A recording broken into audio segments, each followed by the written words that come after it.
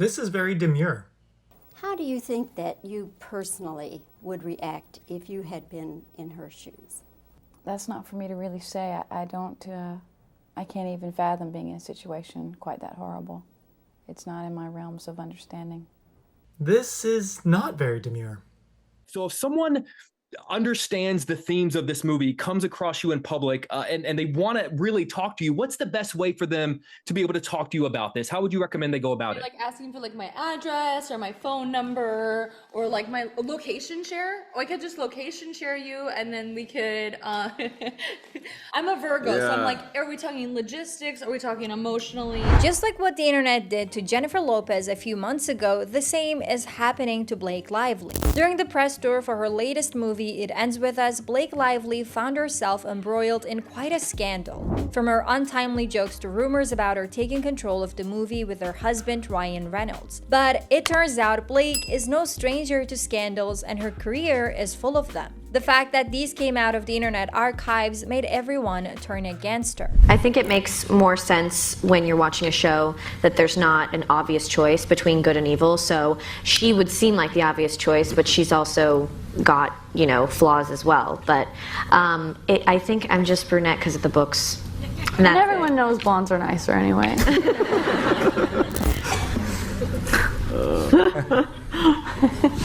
Blake was fired from a movie. This is not known by many people because it happened quietly, but Blake was actually replaced by another actor after the production company was not happy with Blake's casting. I'm just here to remind you, or maybe tell you for the first time if you didn't catch this back in the very beginning of 2012, she was actually fired from a movie before they shot it. Side Effects, the Steven Soderbergh thriller. She was originally cast and announced to play the lead in early January 2012. And then Annapurna Pictures, run by Megan Ellison, came in to fund it, but they then pulled out. They did not like that Blake Lively was going to be the lead. And so that threw the film in disarray, of course, for a couple weeks. And then it was announced that Rooney Mara was coming in to replace her. So, when you get a high-profile firing, maybe just, watch your tone, watch your attitude. I don't know. Bye.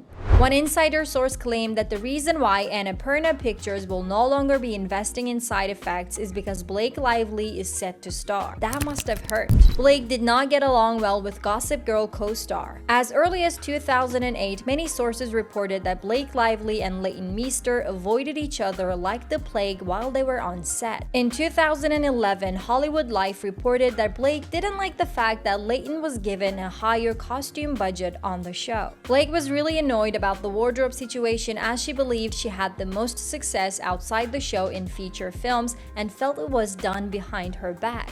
Add to this the introverted nature of Meester and the extroverted character of Lively, the two did not become friends as opposed to their characters Serena and Blair. Today, these two don't follow each other on Instagram, but Meester follows Chase Crawford and Penn Badgley. Coincidence? Blake was involved in Armie Hammer's exit from Gossip Girl. Those who remember will know that Armie Hammer had a 4-episode arc on the show as Gabriel Edwards. He was a con man who dated Serena. Rumor has it that this character was actually supposed to stay on the show a lot longer, but apparently Armie and Blake couldn't get along well. A few years ago, Armie was a guest on Andy Cohen's Watch What Happens Live, where he was asked who was the biggest diva on the set of Gossip Girl, and this was his response.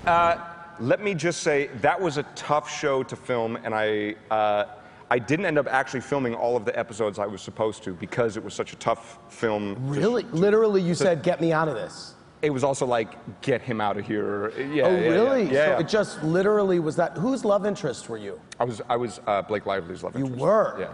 Okay, well then. Sounds like she was the problem. It sure does, Chelsea. No, that's not what I'm saying. That's exactly what I was. Blake and Ryan got married at a plantation. That's exactly right. Blake and Ryan got married at Boone Hall Plantation in South Carolina. And the plantation has 9 slave cabins built in it, which are referred to as Slave Street. To think that enslaved people lived and worked here in horrible conditions, they were raped and murdered right here, and to have a wedding here just because you like the aesthetic of the buildings? Blake and Ryan are not the first people to do this. Some plantations do offer themselves as wedding venues while others do not. Ryan apologized, saying that they only saw the venue based on Pinterest photos and didn't realize that the place was built upon one devastating tragedy. Honestly, it's impossible for a celebrity couple of that fame to not know the details of their wedding venue. They know they're lying. This is a picture from their wedding. The tables are set right in front of a slave cabin. You're saying they didn't know what happened in that cabin, or they didn't care. And the funny thing is, Blake did not address the controversy, she just stayed silent. Here's a list of places you should never have a wedding. Number 1, a plantation. Thank you. Blake romanticized the antebellum era. The antebellum period from the 1830s to 60s was marked by the prevalent practice of slavery. In 2014, Blake Lively wrote a post for her blog, which doesn't exist now, titled The Allure of Antebellum. The article and the photo shoot that accompanied it attracted controversy because it romanticized the world of privileged women of the Confederate South. The article talked about the unparalleled warmth of the pre-Civil War era women, mentioning Southern belles and debutantes, which should tell you that the article refers to the white slave-owning class. Refinery29 website rightfully argued that the authors used the word antebellum in a misty-eyed, nostalgia-tinged way that completely ignores the brutality endured by Southern women not lucky enough to be born into privilege. What do you think about this? Blake was rude to a journalist. Actually, Blake and Parker Posey were both rude to journalist Kirsty Flaw, but since we're all on the Let's Hate Blake Lively bandwagon, her name is repeated more. A clip from Kirsty's 2016 interview with Blake resurfaced, and Blake appeared to be acting hostile when she was congratulated on her pregnancy. First of all, congrats on your little bump. Congrats on your little bump. What about my bump? You've got 2 nice ones. I understand the fact that some women hate hearing about all the bump comments, and it can be a sensitive topic, but does that give Blake the right to fat shame a woman who is obviously not pregnant? So you'll notice Kirsty starts with, first of all, congrats on your little bump. And the first thing that normally we see when there's a congratulations for anything, almost as a reflex, is a thank you or an acknowledgement or a smile or something. So that's the first thing that's missing.